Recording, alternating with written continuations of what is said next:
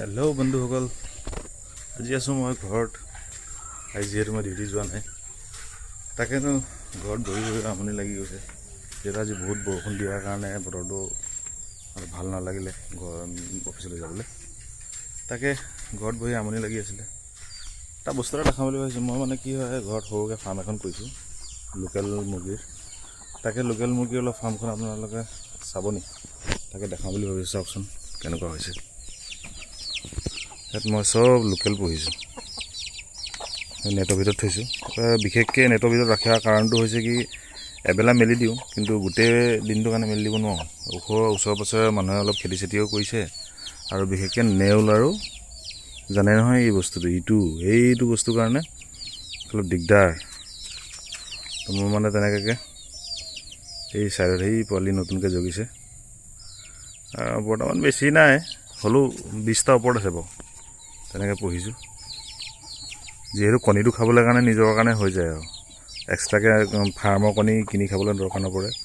আৰু মাংস খাম বুলি ক'লেও কেতিয়াবা পিয়'ৰ লোকেল ব্ৰিডটো নাপায়েই আজিকালি, চব বাংলাদেশৰ মুৰ্গীহে। আৰু তাকে ঘৰত নিজৰো হৈ যায় খাবলৈ। এই সৰুকৈ খুলিছোঁ, তেনেকৈ নেট দি লৈছোঁ। আপোনালোকেও এইটো লোহা নেট দি লৈ কিনে বনাব পাৰে। মই এইবছৰ কৰা নাই, অহাৰে কৰিম বুলি ভাবিছোঁ। তেনেকৈ বাঁহৰ হেৰি কৰি লৈছোঁ, হাফ ৱাল দি, আৰু ছাইডটো সিহঁতৰ নেট মাৰি লৈছোঁ মানে। তো ছেফটিটো হৈ যায়। ওপৰত খালি টিংটো দিব পৰা নাই। এয়াই মোৰ ঘৰত থকা সময়খিনি মই এনেকৈয়ে পাৰ কৰি দিওঁ। আৰু কি কওঁ বাৰু, আপোনালোকে এনেকৈ এক্সট্ৰা কাম কৰি ভাল পায় নাপায় অলপ জনাবচোন। যিহেতু মই অকণমান ইফাল কৰি ভাল পাওঁ। আৰু আগতে মই ছাগলীও পুহিছিলোঁ, যিহেতু ছাগলী পোহাৰ কাৰণে পাত চাতৰ কাৰণে বহুত দিগদাৰ হৈ যায়। তো সেইটো সময় দিব নোৱাৰোঁ। সেইটো কাৰণে, আৰু বিশেষকৈ মুৰ্গী থাকিলে মায়েও চাব পাৰে, আৰু সেই তেনেকৈ কাম চলি যায়, টাইম পাছ ছাটাৰডে ছানডেটো। আৰু এই পিছফাল বাৰীখন, এইফালে পিছফালে অলপ কচু খেতি কৰা হৈছিলে, যিহেতু কচু খনা নাই এতিয়ালৈকে।